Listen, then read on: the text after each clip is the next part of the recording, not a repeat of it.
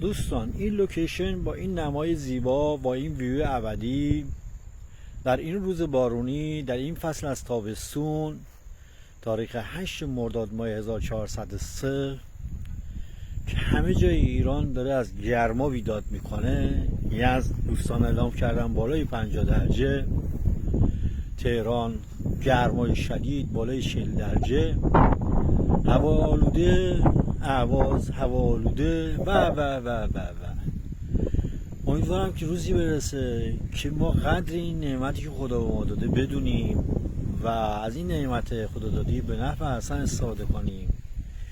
و نظرم اینه که اینجا نباید گفت زمین متری چند، اینجا باید گفت هوا متری چند.